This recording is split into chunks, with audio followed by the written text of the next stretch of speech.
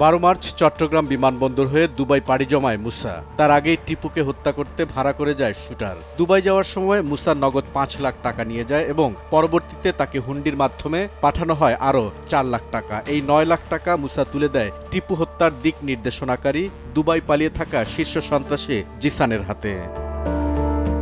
গোয়েন্দা তথ্য বলছে, প্রতি ঈদে মতিঝিল ও আশপাশের এলাকায় 400 কোটি টাকার বেশি চাঁদাবাজি হয়।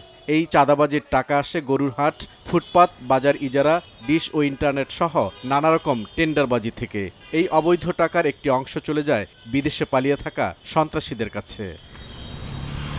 তথ্য বলছে, প্রতি বছর মতিঝিল আইডিয়াল স্কুল অ্যান্ড কলেজের প্রায় 300 সিটে ভর্তি বাণিজ্য হয়। প্রতিটি সিট 5 থেকে 7 লাখ টাকায় বিক্রি করা হয়। এসব টাকার একটি অংশও যায় শীর্ষ সন্ত্রাসীদের কাছে।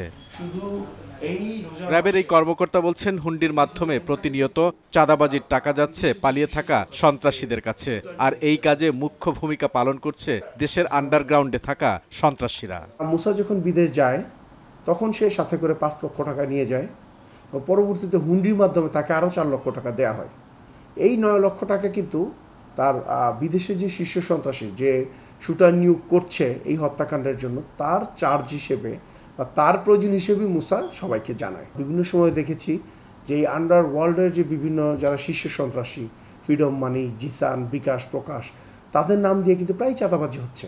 তাদের নাম বলে ফোন আসছে বিদেশ থেকে এবং আমরা এই ঘটনা তদন্তকালীন সময়েও কিন্তু ভুক্তভোগীকে বিদেশ থেকে ফোন করা হয়েছে যেন ভুক্তভোগী এই মামলা নিয়ে বাড়াবাড়ি না করেন। ভুক্তভোগী কিন্তু অলরেডি জিডি করেছেন।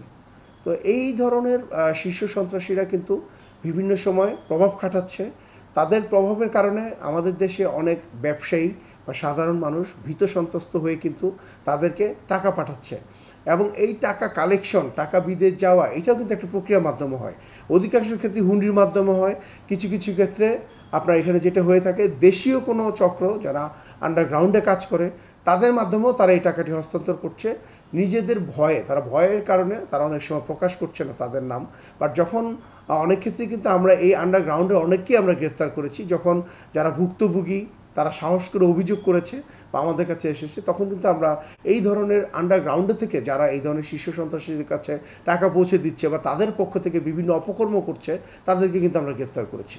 2001 সালে শীর্ষ 23 সন্ত্রাসীর নামে তালিকা প্রকাশ করে সরকার। তাদের ধরিয়ে দিতে ঘোষণা করা হয় পুরস্কার। এই 23 সন্ত্রাসীর বেশিরভাগই পালিয়ে আছে দেশের বাইরে, কেউ দেশের কারাগারে। পালিয়ে থাকা সন্ত্রাসীদের নামে জারি রয়েছে ইন্টারপোলের রেড নোটিশ। বিশেষজ্ঞরা বলছেন, রাজনৈতিক সদিচ্ছা ছাড়া এই ধরনের সন্ত্রাসীদের নির্মূল করা সম্ভব নয়। বড় যে হত্যাকাণ্ডগুলো হয় সেই হত্যাকাণ্ডগুলোর পিছনে বিভিন্ন ধরনের ইন্টারেস্ট থাকে। সেই ইন্টারেস্টের মূল বিষয়টা হলো দুইটি, একটা হলো আর্থিক আর একটা হলো আধিপত্য বিস্তার।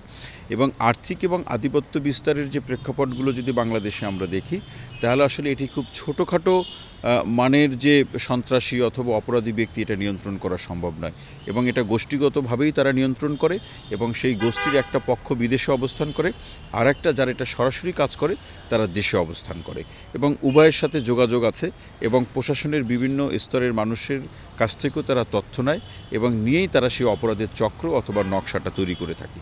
আর বড় একটা বিষয় হলো এই শীর্ষ সন্ত্রাসী বলুন অথবা যে কোনো ধরনের সন্ত্রাসী বলুন অথবা অপরাধ কর্মকাণ্ড নিয়ন্ত্রণ করা সম্ভব হবে না যতক্ষণ পর্যন্ত এই অপরাধীদের রাজনৈতিক শেল্টার দেওয়া বন্ধ না হবে, ততক্ষণ পর্যন্ত আসলে এই শীর্ষ সন্ত্রাসীদের হাত থেকে দেশ বা সমাজ বা মানুষকে মুক্ত করাও সম্ভব হবে না। শীর্ষ সন্ত্রাসীর যে ইতিহাস বা কাহিনী সেটিও শেষ হবে না। বিদেশে বসে কলকাঠি নাড়া এসব সন্ত্রাসীদের সহসাই দেশে ফিরিয়ে আনাও সম্ভব নয়। বুলবুল রেজা, সময় সংবাদ, ঢাকা।